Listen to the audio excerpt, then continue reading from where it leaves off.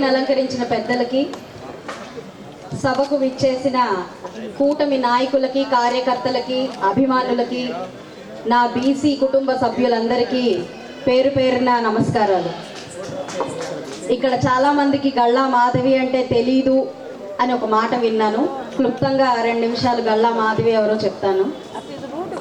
దశాబ్ద కాలంగా గుంటూరులో రకరకాల పరిశ్రమల ద్వారా, హాస్పిటల్స్ ద్వారా ఇక్కడే స్థిర నివాసం ఏర్పరచుకొని ఎందరో ప్రజలకి సహాయ సహకారాలు, సేవా కార్యక్రమాల ద్వారా వారికి దగ్గరయ్యాను.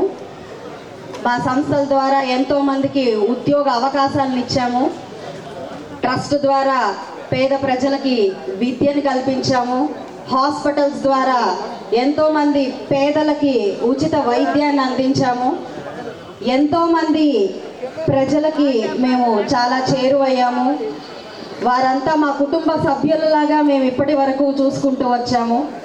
అయితే ఈరోజు రాజకీయ రంగ ప్రవేశం కేవలం మరింత విస్తృతమైన సేవ కోసం, మీ అందరికీ మరింతగా ఇంకా చేరువై మీకు ఇంకేదైనా చేయాలి అనే ఒక సదుద్దేశంతో ఈ రాజకీయ రంగ ప్రవేశం చేయడం జరిగింది.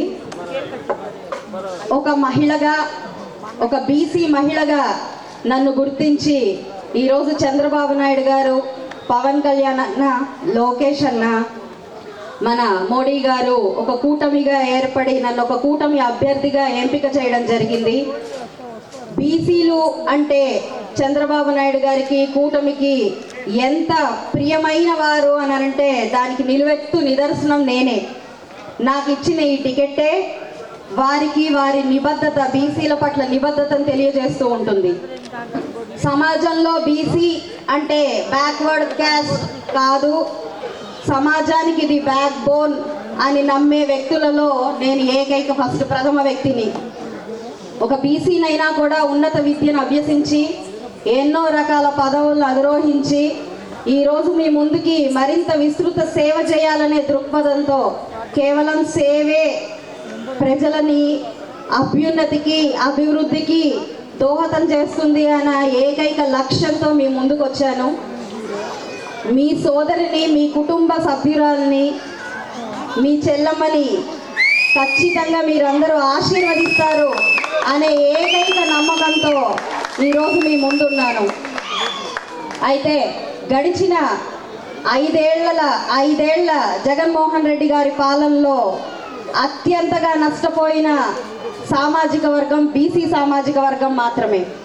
ఎన్నో రకాల అరాచకాలకు గురైంది, ఎన్నో రకాల హత్యలకు గురైన ఏకైక సామాజిక వర్గం బీసీ సామాజిక వర్గం.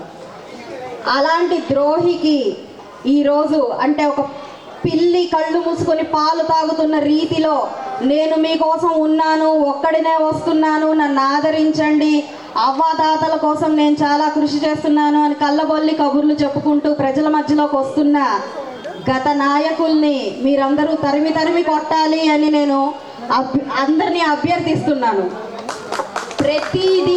ప్రతి అంశం, ఏ అంశం దొరికితే దాన్ని రాజకీయం చేయొచ్చు, ఏ అంశం దొరికితే ప్రజల్ని మభ్యపెట్టచ్చు అనే అంశంలో చిన్న విషయాలు కూడా వదలకుండా అమ్మకి, తాతకి, వృద్ధులకి, వికలాంగులకి ఇచ్చే పెన్షన్లలో కూడా రాజకీయం చేసే దౌర్భాగ్య ప్రభుత్వాన్ని మనం చూస్తూ ఉన్నాం ఈరోజు.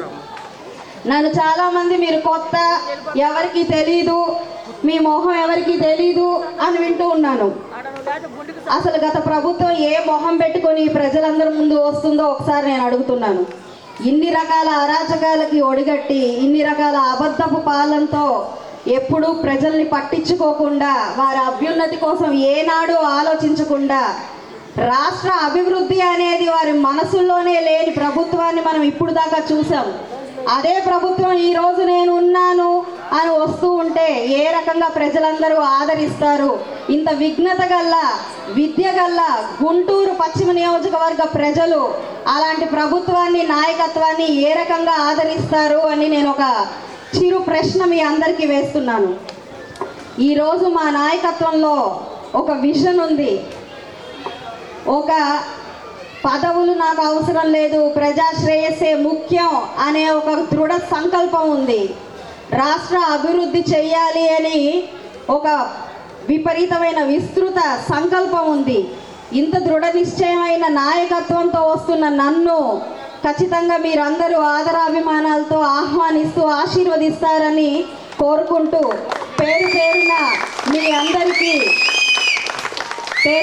మీ అందరినీ విజ్ఞప్తి చేస్తున్నాను. అయితే గడిచిన ఒక 10 రోజులుగా డోర్ టు డోర్ క్యాంపెయిన్ చేస్తూ ఎన్నో రకాల సమస్యల్ని తెలుసుకుంటూ వచ్చాను. 44వ డివిజన్లో అన్నదాన సత్రం గత ప్రభుత్వంలో ఆగిపోయింది. దాన్ని పునరుద్ధరిద్దాం. మనం అందరం గెలిచి దగ్గరుండి దాని పూర్వ వైభవాన్ని తీసుకొద్దాం. 45వ డివిజన్లో మనకంటూ ఒక కమ్యూనిటీ హాల్ లేకుండా పోయింది. ఖచ్చితంగా మన కోసం, మన పిల్లల శుభకార్యాల కోసం, మనమంటూ కూడి మాట్లాడుకోవడం కోసం దాన్ని మనం పునరుద్ధరించుకుందాం. ముత్యాలరెడ్డి నగర్లో అస్తవ్యస్తమైపోయిన రోడ్లను మనం చూస్తున్నాం. ఒక ముత్యాలరెడ్డి నగరే కాదండి, గుంటూరు మొత్తం కూడా కార్పొరేషన్ అని చెప్పుకోవడం వరకే తప్ప ఎలాంటి మౌలిక సదుపాయాలు లేని ఒక గ్రామ స్థాయి ఊరులాగా, ఒక పెద్ద పల్లెటూరు అని చెప్పుకునే పరిస్థితిలో ఈరోజు గుంటూరు ఉంది. అవన్నిటినీ, రోడ్లని, డ్రైనేజీల్ని, రకరకాల సామాజిక సమస్యల్ని మనం అన్నీ కలిసికట్టుగా పరిష్కరించుకుందాం. ఇక్కడ ఎంతోమంది మహిళామణులు వచ్చారు.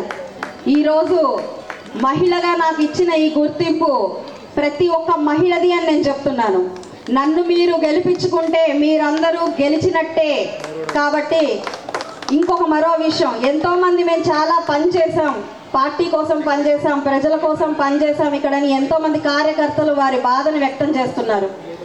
ఎంతోమంది నాయకులు, ఎంతోమంది కార్యకర్తలు పార్టీ కోసం, ప్రజల కోసం వారి ప్రాణాలని పణంగా పెట్టి గత ప్రభుత్వం అరాచకాల్ని వారి ఎదుర్కొని వెన్ను చూపించకుండా వారు నిలిచి ఈరోజు ప్రజల కోసం నిలిచిన నాయకత్వానికి, కార్యకర్తానికి పాదాభివందనం చేస్తూ వారి సూచనలతో, వారి అనుభవాలతో నన్ను ముందుకు నడిపించాల్సిందిగా వారిని నేను పేరు పేరున అభ్యర్థిస్తున్నాను. మన రాష్ట్రం అభివృద్ధి ధ్యేయంగా కొత్త అభ్యర్థి, పాత అభ్యర్థి అనే మాటల్ని పక్కన పెట్టి మన రాష్ట్ర అభ్యుదయం కోసం, ప్రతి ఒక్క సమాజంలో మనకొక పేరు కోసం, ప్రగతి కోసం, మన పిల్లల భవిష్యత్తు కోసం ఈరోజు కూటమిని గెలిపించుకొని మన రాష్ట్రంలో కూటమి నాయకత్వాన్ని తీసుకొచ్చి తీరాలి అని ప్రతి ఒక్కరూ నడుం కట్టి కంకణం బిగించుకొని పనిచేయాల్సిందిగా నేను పేరు పేరున్న ప్రతి ఒక్కరిని అభ్యర్థిస్తున్నాను. నన్ను ఆశీర్వదించడానికి వచ్చిన నాయకులకి, పెద్దలకి, కార్యకర్తలకి, అభిమానులకి అందరికీ ధన్యవాదాలు చెప్తూ సెలవు తీసుకుంటున్నాను.